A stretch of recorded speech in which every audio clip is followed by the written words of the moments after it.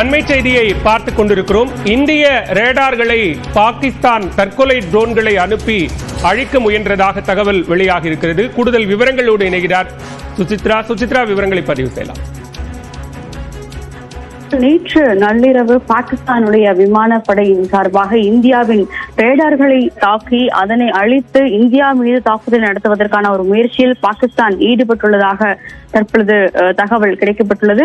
மத்திய பாதுகாப்புத்துறை மற்றும் இந்திய ராணுவமானது இதை உறுதிப்படுத்தியுள்ளது மிக முக்கியமாக பார்க்கப்படுகிறது. குறிப்பாக நேற்று அதாவது எல்லை பகுதிகளில் இந்தியாவின் சார்பாக வைக்கப்பட்டுள்ள ரேடார்கள் அனைத்தையுமே தாக்கி அதற்கு பிறகு இந்திய எல்லைக்குள் தாக்குதல் நடத்துவதற்கான ஒரு முயற்சியை பாகிஸ்தான் எடுத்துள்ளது எனவும் அந்த முயற்சி என்பது இந்தியாவுடைய விமானப்படையால் தகுந்த நேரத்தில் அந்த எதிரொலி வழங்கியது தகுந்த பதிலடி வழங்கப்பட்டு தடுக்கப்பட்டது என்ற ஒரு கருத்தையும் தற்பொழுது முதற்கட்ட தகவலாக பார்த்துக் கொண்டிருக்கிறோம். மிக முக்கியமாக லாகூரில் குண்டுகள் மீட்கப்பட்டதாக அந்த பாகிஸ்தான் குற்றம் சாட்டியது என்ற அடிப்படையில் அதற்கு ஒரு கடுமையான எதிர்ப்பையும் இந்தியாவானது தெரிவித்துள்ளது. இந்தியாவைத்தான் பாகிஸ்தான் தாக்குவதற்கான ஒரு தொடர் முயற்சிகளை மேற்கொண்டு வருகிறது. இந்தியாவின் சார்பாக தேவையற்ற தாக்குதல் எதுவும் நடைபெறவில்லை எனவும் ஆபரேஷன் சிந்தூர் மூலமாக எதிராளிகளுடைய குறிப்பாக தீவிரவாதிகளுடைய அந்த ஹைடவுட்கள் மட்டுமே தாக்கப்பட்டுள்ளது என்ற ஒரு விளக்கத்தையும் மத்திய அமைச்சகமானது தற்போது தெரிவித்துள்ளது. மிக முக்கியமாக நள்ளிரவில் இது போன்ற ரேடார்களை தாக்குவதற்கான ஒரு முயற்சியில் பாகிஸ்தானுடைய விமானத்தினுடைய ட்ரோன்கள் மற்றும்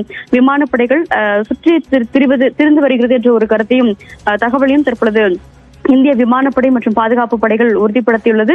பாகிஸ்தானுடைய இந்த முயற்சி அனைத்துமே தோல்வியில் முடிந்ததாகவும் இந்தியாவுடைய விமானப்படை மற்றும் ராணுவம் தகுந்த பதிலடி என்பது உடனடியாக அவர்களுக்கு வழங்கியிருக்கிறது என்ற ஒரு கருத்தையும் தற்பொழுது மத்திய பாதுகாப்புத்துறையினுடைய தகவல்கள் தெரிவித்துள்ளன. சுசித்ரா, அதே நேரத்தில் இந்திய விமானப்படை பாகிஸ்தானுடைய தொடர் முயற்சிகளை முறியடித்திருக்கிறது. அதற்காக பயன்படுத்தப்பட்ட விஷயங்கள் என்னென்ன, அந்த தகவல் வெளியாகி இருக்கா? நிச்சயமாக, அதாவது பாகிஸ்தானுடைய அவர்கள் அனுப்பிய அந்த மியூட்டேஷன்ஸ் என்ற அடிப்படையில் பொறுத்தமட்டில் நள்ளிரவு அனுப்பப்பட்ட இந்த அனைத்துமே ரேடார்களை குறிவைத்து அடுத்த நாடுகளுக்கு சென்று இலக்கு வைத்து தாக்கும் ஒரு ட்ரோன்களாக பார்க்கப்படுகிறது. அதாவது எனிமியினுடைய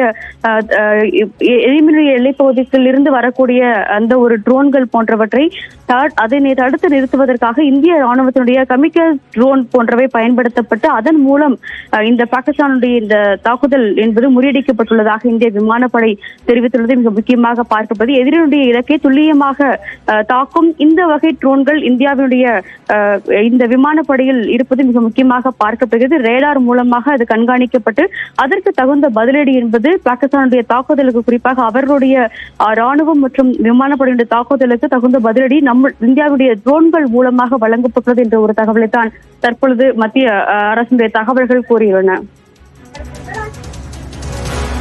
இந்திய ரேடார்களை அழிக்க பாகிஸ்தான் முயன்றிருக்கிறது. அந்த முயற்சிகளை விமானப்படை தற்போது தற்கொலை ட்ரோன்களை தாக்கி அழித்திருக்கிறது. சுசித்ரா, தற்போது அடுத்த கட்ட நடவடிக்கையாக என்ன பார்க்கப்படுகிறது? தொடர்ந்து எல்லை பகுதிகளில் நிகழக்கூடிய அந்த பதற்றத்தை தணிப்பதற்கான முயற்சிகள் என்பது என்னவாக இருக்கிறது? தொடர்ந்து பல்வேறு விஷயங்கள் குறிப்பாக இந்த ஆலோசனை கூட்டங்கள் உயர்மட்ட அளவிலான ஆலோசனை கூட்டங்கள் மத்திய அரசால் எடுக்கப்பட்டு வருகிறது. இன்று காலை முதலேயே ஆபரேஷன் சிந்தூருக்கு அடுத்தபடியாக பிரதமர் மோடி தலைமையிலான அதாவது பல்வேறு ஆலோசனைகள், தேசிய பாதுகாப்பு ஆலோசகர், மத்திய உள்துறை செயலர் கோவிந்த் மோகனான ஆலோசனை, அது மட்டுமல்லாமல் மற்ற செயலர்கள் மத்தியிலான ஒரு ஆலோசனையும் பிரதமர் மோடி இன்று தற்பொழுது நடத்தியுள்ளார்.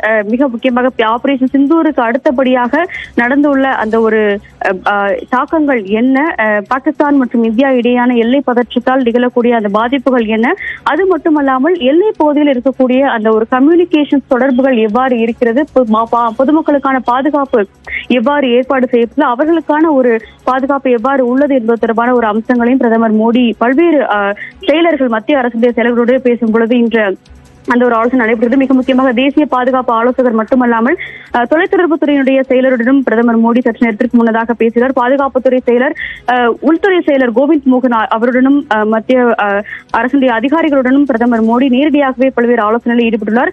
அதாவது அமைச்சகங்கள் மத்தியிலான அந்த தாக்கம் என்பது இந்த ஆபரேஷன் சிந்தூருக்கு பிறகு எவ்வாறு இருக்கிறது, இந்தியா மற்றும் பாகிஸ்தான் இடையேயான அந்த ஒரு பொருளாதார தடைகள் உள்ளிட்ட பல்வேறு காரணங்கள் தற்பொழுது எவ்வாறு எந்த நிலையில் இருக்கிறது, குறிப்பாக எல்லைப்புற பகுதிகளில் இருக்கக்கூடிய ஒரு சிவில் டிஃபென்ஸ் மெக்கானிசம் என்பது எந்த அளவிற்கு பயன்பாட்டில் இருக்கிறது என்ற ஒரு கேள்விகளையும் இந்த ஒரு ஆலோசனையின் பொழுது பிரதமர் மோடி கேட்டு தெரிந்து கொண்டதாக தெரிவித்திருக்கிறார்கள்.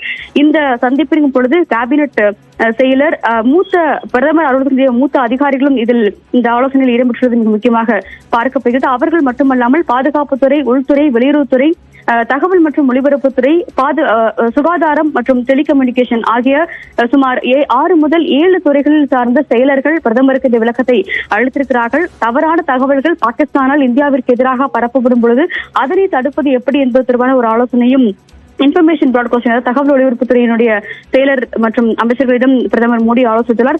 அதே போல சுகாதாரத்துறை என்ற பொறுத்தமட்டில் ஜம்மு காஷ்மீரில் பாதிக்கப்பட்டவர்களுக்கான அந்த ஒரு மருத்துவ சிகிச்சைகள் என்பது எவ்வாறு வழங்கப்பட்டுள்ளது, கூடுதல் ரத்தம் என்பது தேவைப்படுகிறதா, கூடுதல் நிபுணர்கள் டெல்லியினுடைய எய்ம்ஸ் போன்ற அரசு மருத்துவமனைகளிலிருந்து ஜம்மு காஷ்மீர் உள்ளிட்ட எல்லைப்புற பகுதிகளுக்கு அனுப்பப்படுவதற்கான ஒரு அவசியம் உள்ளதா என்ற ஒரு கேள்வியையும் பிரதமர் இன்றைய ஆலோசனை கூட்டத்தின் பொழுது எழுப்பியிருக்கிறார். அது மட்டுமல்லாமல் இந்த எல்லைப்புற பகுதிகளில் இருக்கக்கூடிய மாநிலங்களில் மருந்துகளுடைய இருப்புகள் எவ்வாறு இருக்கிறது, பொதுமக்களுக்கு அந்த தொலைத்தொடர்பு வசதி என்பது எவ்வாறு இருக்கிறது என்பது தொடர்பான ஆலோசனையும் செயலர்கள் மத்தியிலான அந்த கூட்டத்தின் பொழுது பிரதமர் மோடி ஆலோசித்துள்ளது மிக முக்கியமாக பார்க்கப்படுகிறது. தொலைத்தொடர்பு என்பதை பொறுத்த மட்டில் எல்லை தாண்டிய ஒரு தொலைத்தொடர்பு என்பது இந்தியா மற்றும் பாகிஸ்தான் இடையே ஏதேனும் இருக்கிறதா என்ற ஒரு ஆலோசனையும் நடத்தப்பட்டதாகவும், அதன் பிறகு உள்ளூர் அந்த இன்டர்நெட் சேவைகள் என்பது துண்டிக்கப்படுவதா வேண்டாமா என்பது குறித்த ஒரு ஆலோசனையும் பிரதமர் நடத்தியுள்ளதாக தற்போது தகவல்கள் அதிகாரப்பூர்வமாக தெரிய வந்துள்ளன. பல்வேறு உயர்மட்ட குழு ஆலோசனை என்பது இன்று காலை முதல் டெல்லியில்